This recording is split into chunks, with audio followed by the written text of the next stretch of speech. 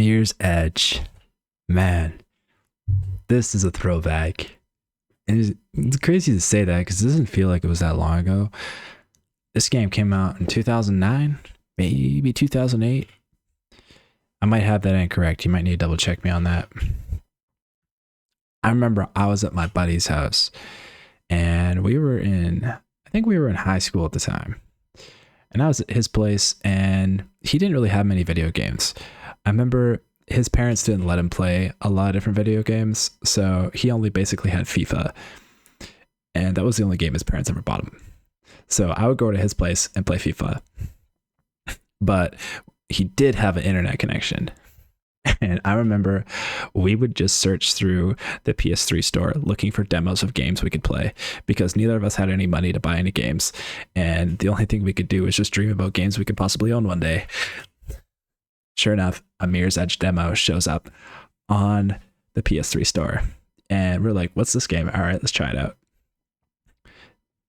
We were hooked in like the first 5 minutes of playing this game.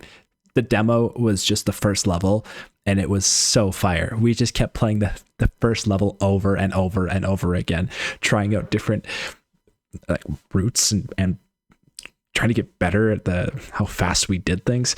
It was so much fun. This game was like the first real parkour game that I ever got to experience. And I don't know if there was parkour games before it. I'm sure there was. I don't know if they had the same level of notoriety that Mirror's Edge had, but man, this game to this day is still so awesome. Like, it's got this action element that really makes it feel like there's a reason to be running so fast. Like, you know, there's bad guys, you can shoot the bad guys and you can knock them off the buildings, which is pretty fun.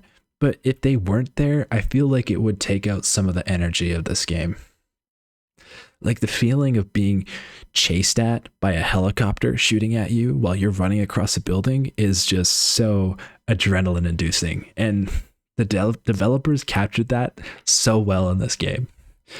It's just kind of cool to be able to take a trip back and play this for a bit and enjoy it once again.